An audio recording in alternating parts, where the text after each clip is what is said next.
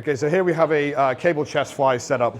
It's pretty good to have something in this dual cable here where the cables are not too far away. This is a perfect way to set yourself up, especially for, again, someone who's Vivek's height and size.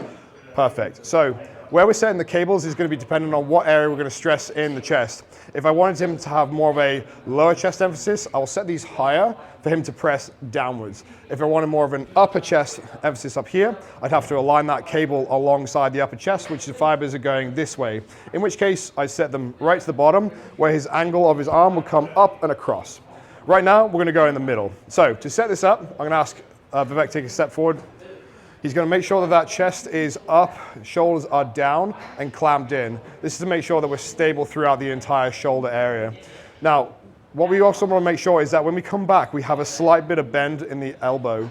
As if we come back and he's got a very straight arm, this is just going to place more tension on the shoulder rather than the pec itself. So a little bit of bend in the arm just to alleviate the stress on the shoulder. He's going to then fly forwards. He's going to go this direction.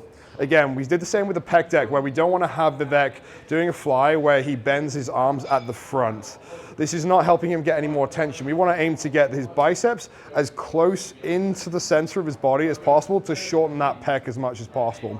If he does a version where he bends his arms round, we now see that the biceps are further away, which means the pec is not as shortened as we could have it. So your job is to let that bicep come in and press the handles forwards. As you come back, you can break at the elbow again.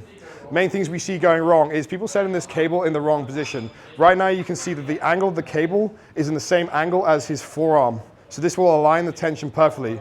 Now, what we would happen to see, let's just imagine Vivek threw his elbows up this way and pressed in a downwards fashion.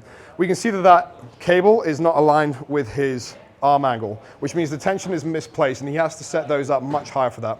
Make sure this is something you're looking at when you're setting up your chest press, your chest cable flies or your cable presses. Align that with the arm angle and you'll be putting the tension on the right place that you want to be.